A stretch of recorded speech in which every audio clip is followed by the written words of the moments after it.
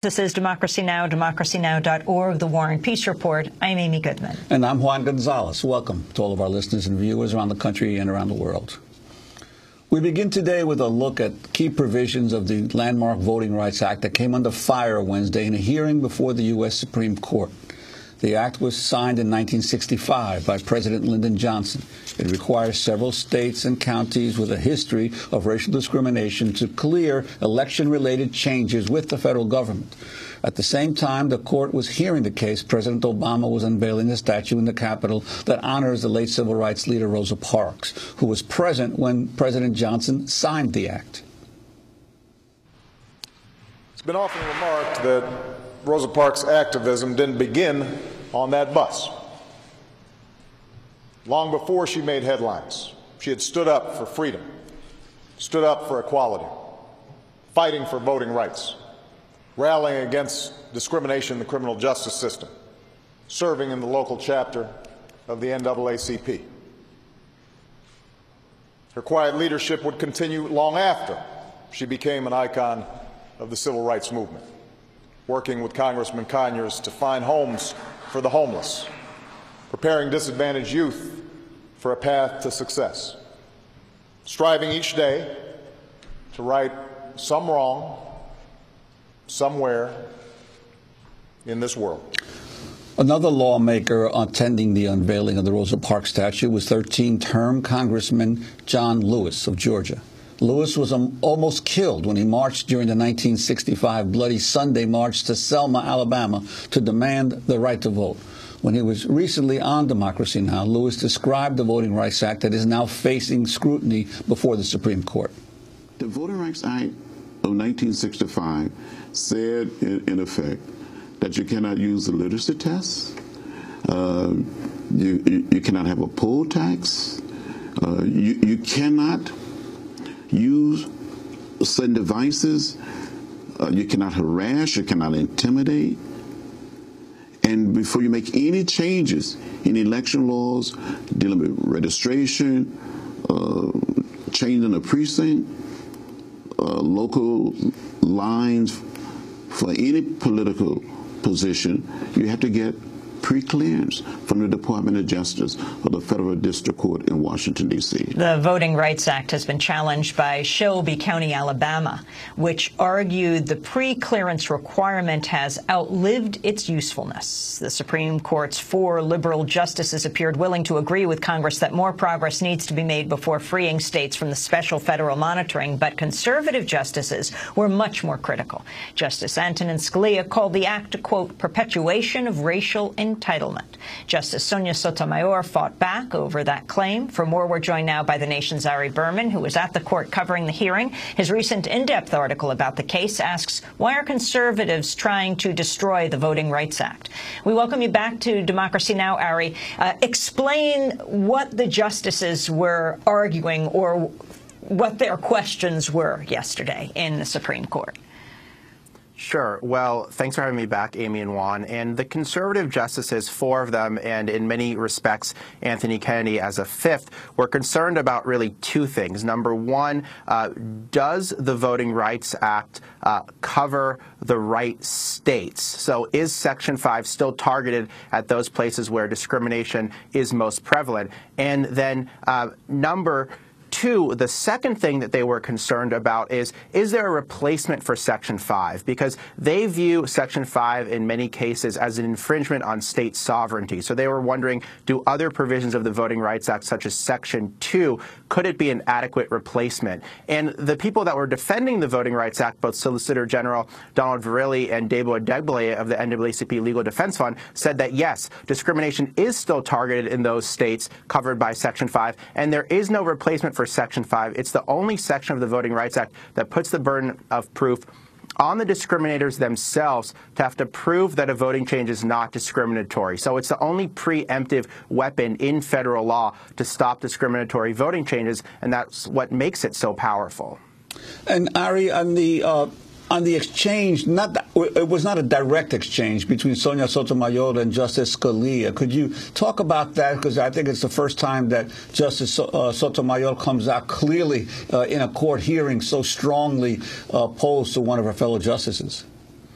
Well, Scalia made the outrageous statement that the Voting Rights Act is a perpetuation of racial entitlement, and that's why Congress has supported it so overwhelmingly. And Scalia basically said that the overwhelming congressional support for the Voting Rights Act means it must be unconstitutional. And Sotomayor basically said discrimination is discrimination. It's ongoing today. This is not racial entitlement. This is about a basic fundamental right that for so many years America ignored.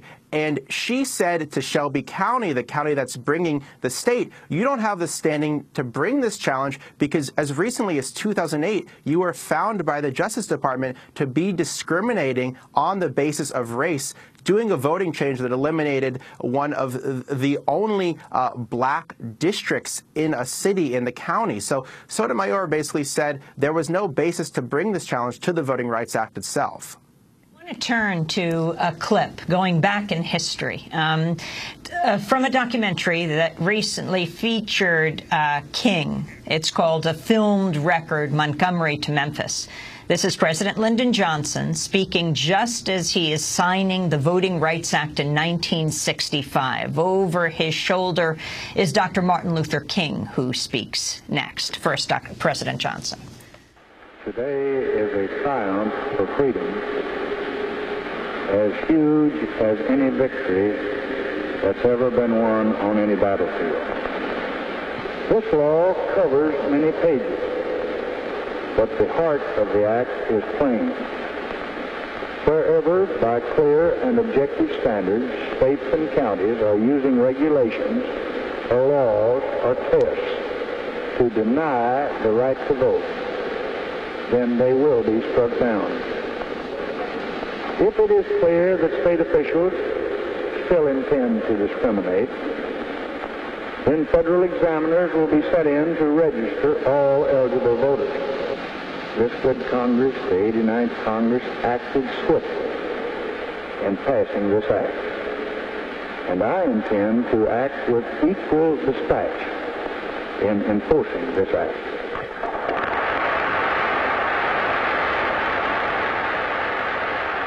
I think the greatest victory of this period was not in terms of an external factor or an external development, but it was something internal. The real victory was what this period did to the psyche of the black man. The greatness of this period was that we armed ourselves with dignity and self-respect.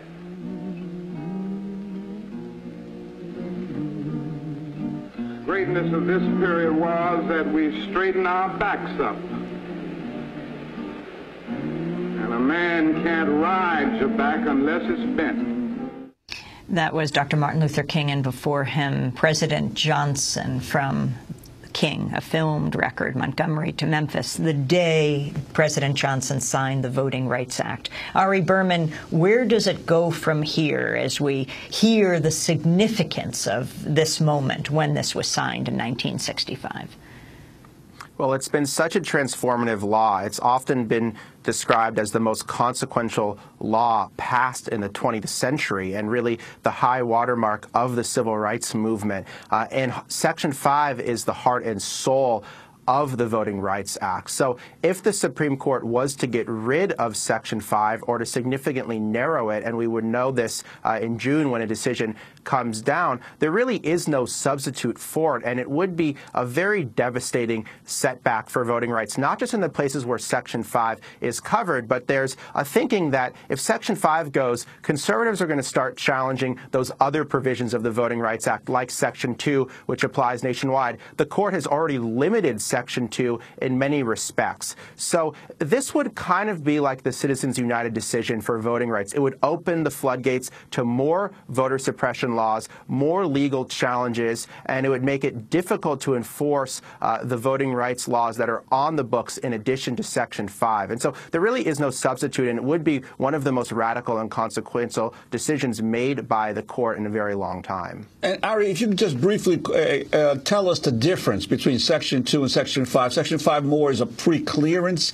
situation where the Justice Department has to clear any proposed changes by states. And what would Section 2 be? Because at least Justice Kennedy was considering whether that would conceivably cover civil rights abuses in voting rights. Yes, Section 5 pertains to 16, parts or all of 16 states with a history of racial discrimination in voting. It's temporary, it must be reauthorized, and it's preemptive, so the states have to clear those election changes. Section 2 is nationwide, it's permanent, but it puts the burden of proof on plaintiffs themselves to show that a voting change is discriminatory. Section 2 lawsuits are very long, they're very expensive, they're very difficult to win. So the best way that I think about it is Section 5 is like stopping a crime before it's happened, whereas Section 2 is like trying to solve a crime after it's occurred with no guarantees that you'll actually be able to solve the crime. So they're two very, very different things. They work in tandem, and in many ways, Section 2 would not be valid in those places where discrimination happens the most without the guarantees of Section 5. So the idea that we can just replace Section 2 for Section 5 is a very disturbing concept for voting rights advocates. Ari Berman, I want to thank you for being with us, contributing writer for The Nation magazine. His recent in-depth article asks, why are conservatives trying to destroy them? Thanks so much for watching this report from Democracy Now!, your daily independent global news hour. We don't accept advertising or corporate funding, but rather rely on donations from viewers like you. Please make your contribution by visiting democracynow.org. We need your support today to keep bringing you this hard-hitting, in-depth reporting.